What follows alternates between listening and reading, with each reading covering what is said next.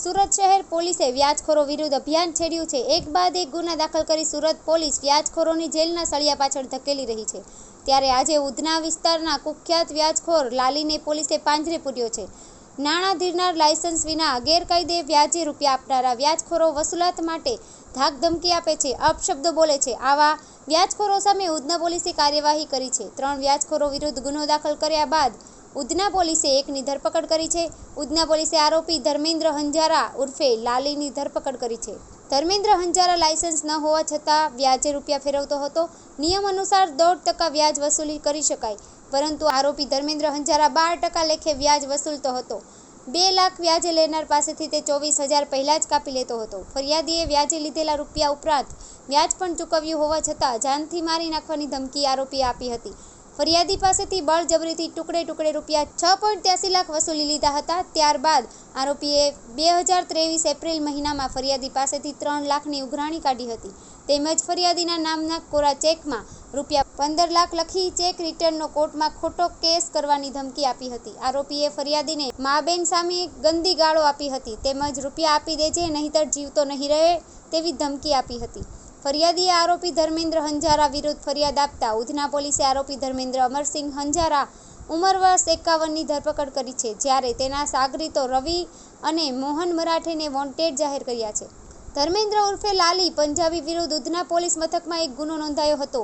54 કોરા ચેક મળ્યા હતા। તે મામલે પોલીસ લાલી પંજાબીને શોધી રહી હતી। તે કેસમાં ધરપકડથી બચવા લાલી આગોતરા જામીન લઈ પોલીસ સમક્ષ હાજર રહ્યો હતો, ત્યારે પોલીસે લાલી છટકી નહીં જાય માટે બીજા મામલામાં ગુનો નોંધી તેની ધરપકડ કરી છે। કહેવાય છે કે લાલી વિરુદ્ધ વ્યાજખોરીની અનેક ફરિયાદો છે। આગામી દિવસોમાં વધુ ફરિયાદો દાખલ થાય તેવી શક્યતા છે।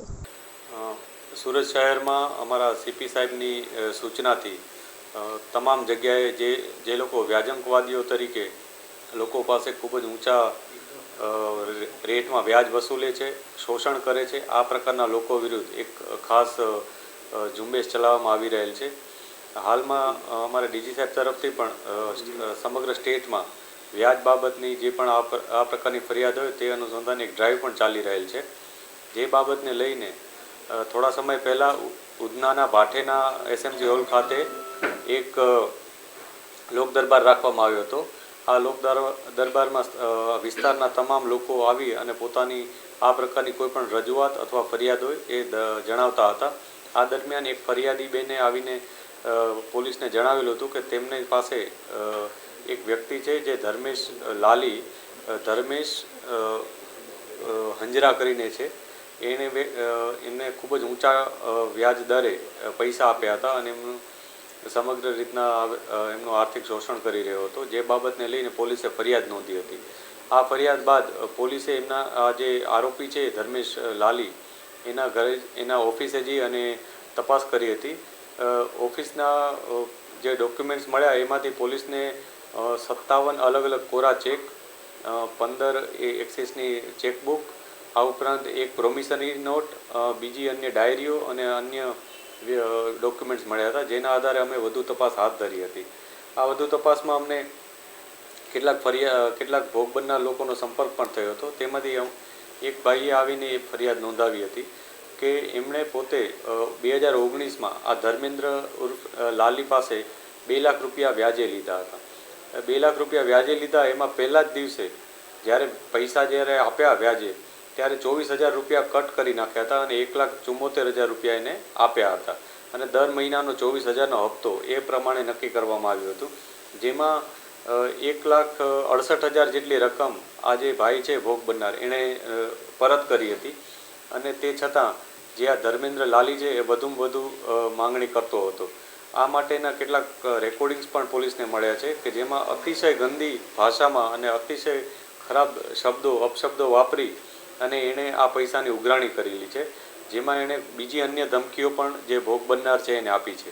આ બાબતમાં વધુ તપાસ કરતાં જાણવા મળ્યું છે કે જે ફરિયાદી છે એણે આની ધમકીથી ડરીને અને અત્યાર સુધી કુલ 5,15,000 રૂપિયા 2 લાખની સામે આપી દીધા છે અને તે છતાં જે આ આરોપી વ્યક્તિ છે ધર્મેન્દ્ર લાલી એ ફરિયાદી પાસે બીજા 3 લાખ રૂપિયા માંગે છે અને એમ કરતાં એને ધમકી પણ આપે છે કે જો તું મને આ 3 લાખ નહીં આપ તો હું તારા નામનો 15 લાખનો ચેક જે કોરો ચેક છે એ 15 લાખ લખી અને કોર્ટમાં ચેક રિટર્નનો દાવો કરીશ અને એ રીતના ફસાવી દઈશ. આ ઉપરાંત એને મારવાની ધમકી, એને ગંદી ગાળો બોલીને અપમાનિત કરવાનો આ તમામ પુરાવા પોલીસ પાસે છે. આ સમગ્ર ઘટનામાં પોલીસે ધર્મેન્દ્ર લાલીની ધરપકડ કરી છે અને એના ફર્ધર પોલીસ રિમાન્ડ પણ અમે નામદાર કોર્ટ પાસે માંગીશું, જેથી અમે એના ઉપરની વધુ કાર્યવાહી કરી શકીએ, વધુમાં વધુ વિગતો મેળવી શકીએ, જેથી આવા ભોગ બનનાર લોકોને અમે ન્યાય અપાવવા માટે પ્રયાસ કરી શકીએ. આ સાથે સાથે અમારે તમામ લોકોને પણ અપીલ છે કે આવા કોઈ પણ વ્યાજંકવાદી હોય એના વિરુદ્ધ કોઈ પણ પ્રકારની તમારી રજૂઆત હોય તો અવશ્ય પોલીસ પાસે આવો. અમે તમારી જે રજૂઆત હશે, જે પુરાવા હશે એના આધારે ચોક્કસ કાર્યવાહી કરીશું.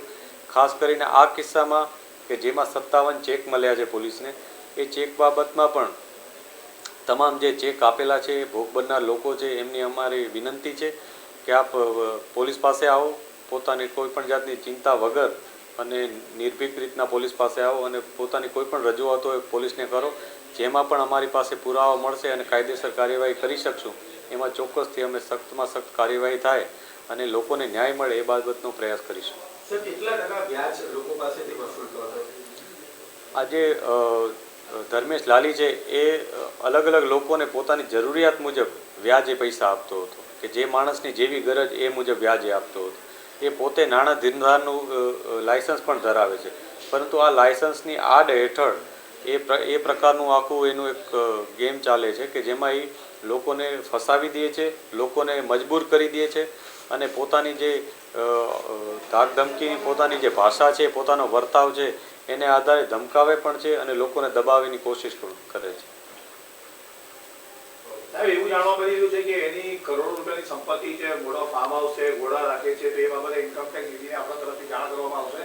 આ સમગ્ર બાબતમાં અમે તપાસ કરી રહ્યા છીએ કે એણે આ પ્રકારના જે કામગીરી છે એની, કે જેમાં એણે લોકોનું શોષણ કર્યું છે અને આ રીતના પૈસા ભેગા કર્યા છે, તેમાં એ કેટલી પ્રોપર્ટી ધરાવે છે, એને ક્યાં ક્યાં જગ્યાએ એનું ઇન્વેસ્ટમેન્ટ છે અથવા એ કઈ રીતના અન્ય મિલકતો ધરાવી અને અન્ય કઈ રીતના પૈસા મેળવે છે એ બાબતની પણ પોલીસ તપાસ કરી રહી છે. જેમાં પણ અમને યોગ્ય લાગશે કે આમાં અન્ય એજન્સીને પણ સંપર્ક કરવાની જરૂરિયાત અમને હશે તો અમે ચોક્કસથી કરીશું.